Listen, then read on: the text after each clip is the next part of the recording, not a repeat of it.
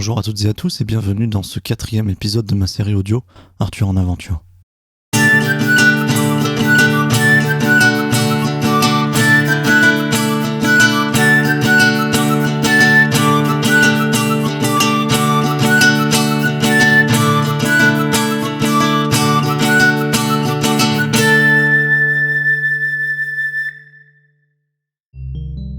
Dimanche, première journée dans ma famille d'accueil. Avec Vincent, mon roommate, on est allé courir dans les bois les plus proches. Il y avait un peu de neige au sol ce matin-là, ça donnait une bonne ambiance pour aller courir en pleine nature. L'après-midi, avec l'ensemble des roommates, nous sommes allés au parc retrouver une partie de mes amis qui logent à proximité. Cette sortie a permis à chacun de faire quelques nouvelles rencontres et d'échanges sur notre nouvel environnement. De manière générale, la plupart se montrent satisfaits de l'accueil reçu par sa famille.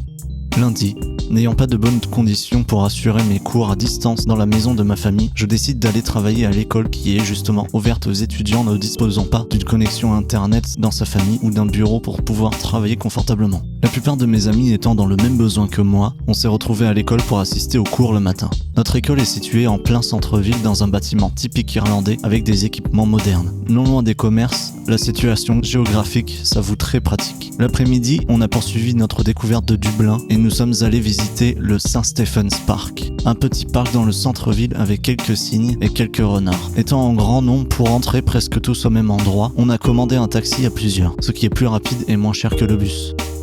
Mardi. Dès le matin, j'apprends une mauvaise nouvelle. Le confinement qui devait se terminer fin janvier est maintenu jusqu'au 5 mars. Cependant, le gouvernement annoncera dans les prochains jours si les écoles peuvent réouvrir et sous quelles conditions. Ce jour-ci, j'ai passé ma journée à l'école, les heures de cours étant étalées sur la journée entière et j'ai profité de mon temps libre pour travailler sur les différents travaux que je dois rendre pour le prochain cours. Parallèlement, j'essaie d'organiser une sortie pour aller visiter le Hellfire Club pour la fin de la semaine. Peut-être pourrions-nous y aller une fois le soleil couché pour y voir si nous pouvons être témoins de phénomènes paranormaux ou non. Mercredi. Journée complète au niveau des cours. Les mercredis sont généralement consacrés au spin. Ce sont des options qui viennent en complément des cours selon le programme que tu choisis. Par exemple, moi je suis en programme intensif et donc avec 2 spins, sachant qu'un spin dure environ 2 heures. Une fois les cours terminés, je suis allé visiter le parc le plus proche de l'école avec Fernando. Fernando, c'est un des amis que j'ai rencontré durant la quarantaine. C'est un Espagnol qui reste à Dublin pour 6 mois et qui a comme projet de trouver un job pour pouvoir rester plus longtemps. Après ça, je suis rentré dans ma famille d'accueil. J'ai réussi à organiser une randonnée vers le Hellfire Club prévue pour ce samedi. Une grande partie de mon groupe d'amis m'a confirmé leur présence, ce qui promet une belle après-midi. Jeudi. Journée riche en cours, étalée sur la journée entière, je profite de mon temps libre pour travailler sur mon projet que je dois présenter pour le lendemain. On nous a demandé de créer un projet reprenant les spécialités culinaires de notre région. Pour ma part, j'ai choisi de parler du repas typique périgourdin, plus précisément du canard sous toutes ses formes. Le même jour, j'ai demandé à ma professeure si je pouvais changer de classe et d'augmenter d'un niveau. Ma requête a été acceptée, ce qui veut dire que je serai dans la classe de niveau B1 le lundi suivant. Vendredi. Ayant l'après-midi de libre avec notre groupe d'amis, nous avons été dans le centre-ville pour prendre notre abonnement étudiant pour le bus. Après ça, on s'est baladé le long des quais attendant la nuit pour prendre de belles photos. On a ensuite mangé tous ensemble sans oublier la bière locale pour accompagner notre repas. Nous sommes ensuite retournés dans nos familles respectives après avoir passé un bon moment convivial à prendre beaucoup de photos. Samedi.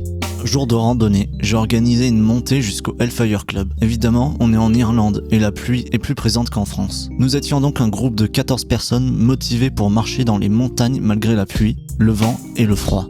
La plupart d'entre nous étaient bien équipés pour ces conditions, mais on avait quand même espoir que la pluie se calme avant d'arriver en haut de la colline. Le premier chemin choisi n'était pas praticable puisque l'on devait traverser une parcelle privée. Le second était inondé par la pluie, mais le troisième fut le bon. Une fois arrivés au parking du site, il ne nous restait plus qu'à nous enfoncer dans la forêt avant d'arriver jusqu'au bâtiment.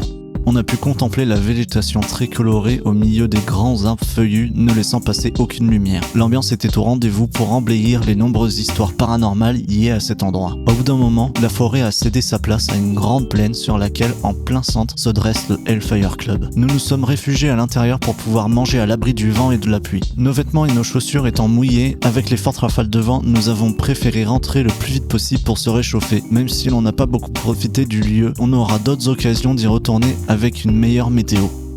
Dans l'ensemble, je suis assez satisfait de ma nouvelle vie. Le fait que ce soit vraiment différent par rapport à la France me donne l'impression d'être parti à l'autre bout de la planète, et j'oublie parfois mes habitudes que je pouvais avoir en France. Ici, je suis émerveillé à chaque visite. C'est comme si on changeait de vie du jour au lendemain. Il faut un temps d'adaptation plus ou moins long selon les personnes, mais une fois qu'on sait comment en profiter, on apprécie toutes ces bonnes sensations. Ça y est, c'est la fin de cet épisode. J'espère qu'il vous aura plu. N'hésitez pas à retrouver mes photos sur Instagram pour un voyage plus profond.